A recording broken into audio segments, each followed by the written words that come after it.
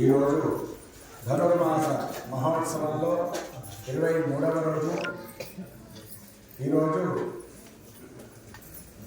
ఎదురు కిశోరానికి గోదాదేవి విన్నపాలు చేస్తుంది. వానాకాలంలో గుహలో నిద్రిస్తున్న సింహం ఒక్కసారిగా నిద్రలేచి ఒళ్ళు సాగదీసి విరుచుకొని గగురుపాటుగా ఒళ్ళు దురుకొని శౌర్యంగా చూస్తూ గంభీరంగా గర్జిస్తూ వచ్చినట్లుగానే అభిష పుష్పం వల్లే నల్లని మేలుతో నిగనిగలుస్తున్న ఓ కన్నయ్య శయనమందిరం నుండి బయలుదేరి కొలువు మండపానికి విచ్చేసి సింహాసనంపై ఆసీనుడవై మా విన్నపాలు విని అనుగ్రహించుమయ్యా. అప్పుడే నీ దయతో మా వ్రతం తప్పక ఫలిస్తుందంటూ ఈరోజు విన్నపాలు చేస్తుంది. ఆ పాటను ఇప్పుడు వీళ్ళపాటి హైమావతి గారు, కర్ణాటక రమాదేవి గారు చెప్తారు. అందరం కలిసి పాడాలి. జై శ్రీమన్నారాయణ. చూచి నీవు సింహాసనం వేచేసి మా విన్నపములను విందువుగా ప్రార్థించుట. గోలో గోదా మాతాకి జై.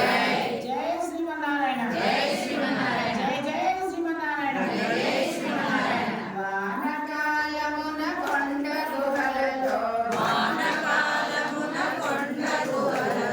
హాయిగా నిదురలనున్నట్టే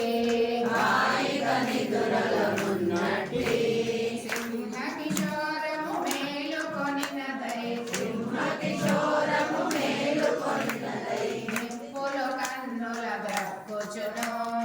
నిప్పుల కన్నుల బ్రక్కుచును వానకాలమున కొండ గుహలలో హాయిగా నిదురలనున్నట్టే సింహకిశోరము మేలుకొనినదై నిప్పుల కన్నుల బ్రక్కుచును మేలం మొరలెడు ధూళి దూసరిత కేసర జాలము విరలించే ఒడలిని విరచుచు నిక్కుచు నరచుచు బెదరెడు సింగము అడుగునను కువలయ కోమల నీలదేహుడై నీ కోవెలను విడిచేసి సంపన్నంబగు సింహాసనమున కూర్చొని మా